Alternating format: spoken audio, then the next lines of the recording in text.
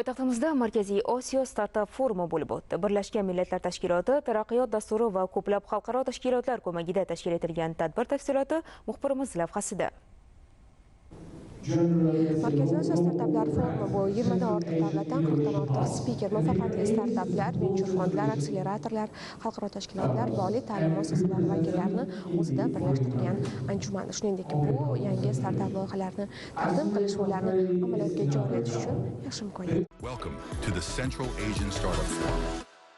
Markaziy Osiyo startap forumi barcha startap ekotizimi ishtirokchilarini bir joyga jamlash, ular bilan ushbu sohani rivojlantirish bo'yicha fikr almashish maqsadida o'tkazilmoqda. Ushbu sohada nafaqat Markaziy Osiyoda, balki butun dunyoda hozir qanday o'zgarishlar sodir bo'layotganligi, qanday yangiliklar borligi haqida fikr va tajriba almashishni ko'zda tutadi. Sun'iy intellekt, uni qanday qilib ishlatishimiz kerak? Universitetlar va startaplar o'rtasida qanday sinergiyani hosil qilishimiz mumkin? Ularda biznes inkubatorlarini tashkil qilish va ushbu markazlar orqali talabalarni o'z g'oyalarini ro'yobga chiqarishga ko'maklashish tizimlarini muhokama qilishga qaratilgan. Markaziy Osiyoda startap ekotizimlarining muammolari va imkoniyatlari, startap industriyadagi global tendensiyalar va ularning mintaqaga ta'siri. Bular forumning asosiy muhokamalar mavzusi. Shuningdek, jarayonda ekspertlar jahondagi so'nggi yutuqlar va amaliyotlarni hududlarga tatbiq etishga ham alohida e'tibor qaratdilar. Bu kabi forumlar o'tkazilishi ekotizimni rivojlantirishda juda muhim va zarur. Eng asosiysi esa turli manfaatdor tomonlarni bog'lashdir.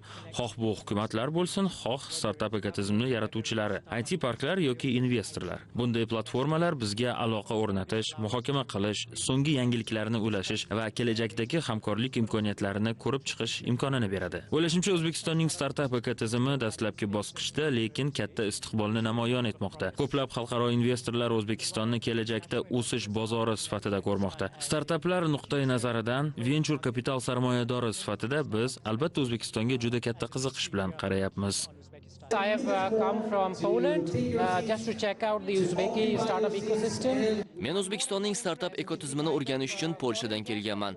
Bu jarayonlarni 6-8 oy davomida kuzatmoqdaman. E'tiborni tortadigan ba'zi jihatlarni sanab o'tmoqchiman. Ulardan biri yoshlar. Ular olg'a intilib yangi bilimlarni o'rganishga chanqoq. Bundan tashqari mamlakatning ambitsiyalari juda katta. Bu kabi tadbirlar esa mamlakatingizning o'ziga xos imkoniyatlari, potensiali, umuman O'zbekiston brendini dunyoga yanada ko'proq tanitadi. Forum parallel mavzuli sessiyalar formatida o'zishni davom ettirdi. Muhokamalar ishtirokchilarga Markaziy Osiyo startaplari va investorlarda qiziqish uyg'otadigan chuqur ixtisoslashgan mavzular bilan tanishish imkoniyatini berdi.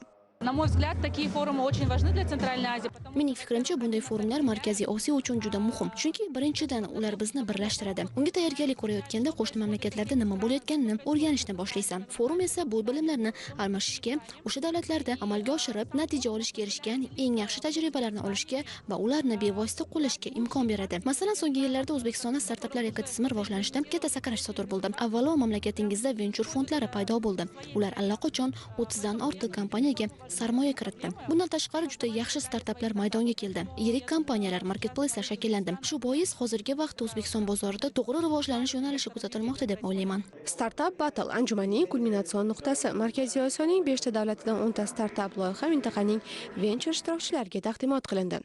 Eslatib o'tamiz, forum ertaga ham o'z ishini davom ettiradi.